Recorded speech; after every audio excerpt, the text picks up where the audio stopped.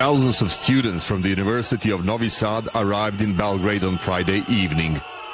They walked for 2 days in defiance of calls from the authorities not to come to the Belgrade protests. Thousands of locals greeted them.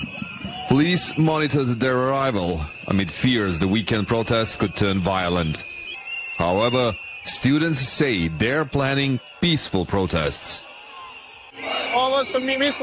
These were, and they still are, peaceful protests. We are not calling for any violence. We never have, and we are not afraid.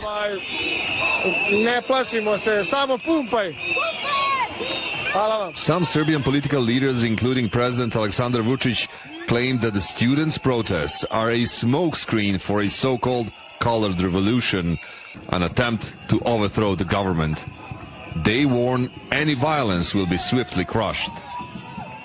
It is only our people who will decide about that, who will govern the country through democratic elections, and not crowd in the streets, and definitely not extremist political groups who are ready to use violence to advance their political cause. But the tensions are present, particularly in Belgrade city center, where many citizens joined students.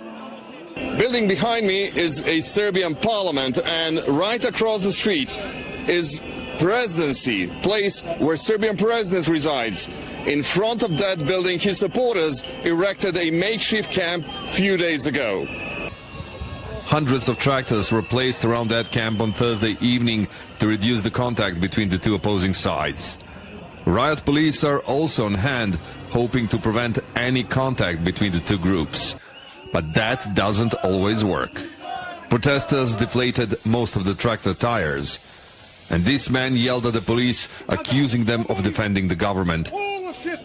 Meanwhile, this girl is demanding an apology from government supporters in the camp.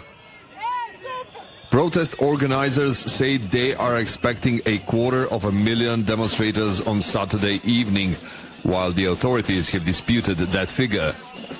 The protesters demand people to remember the victim of the train station tragedy and get answers to why it happened.